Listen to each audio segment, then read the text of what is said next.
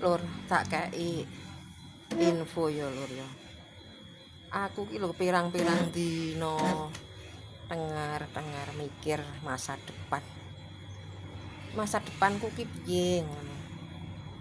Cara lesik masa belakang aku wis eruh. Keuanganku ngono kae. Duwe dhuwit pira-pira. Dhuwit pira-pira. Iki entek, gas entek, sanyu entek. Bayaran sekolah wayahe bayar. Terus listrik yo entek. Kuwi sing masa belakang kuwi bingung lah aku ngedum dhuwit lek masa belakang. Sing tak pikiri saiki yo sing masa depan. Ngen-ngen kuwi masa depan yo aja kaya masa belakang.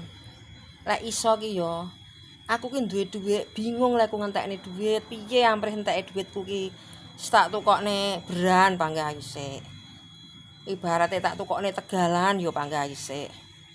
Ibarat tak nggih tuku mobil Pajero sik panggah duwe dhuwit. Sampai paribasane bingung aku arep ngentekne dhuwit. Angan-angan ngono ki pamano apa yo enek yo wong sing duwe angan-angan kaya aku ngono ki. Yo iki sebatas mikir masa depan.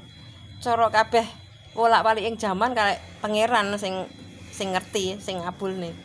Ya iki jenenge wong menghayal, muga-muga hayalan ki ya jadi kenyataan ya lur ya. Wes ngono ya, sekilas info dari Tulungagung, Indonesia. Dadah. Assalamualaikum.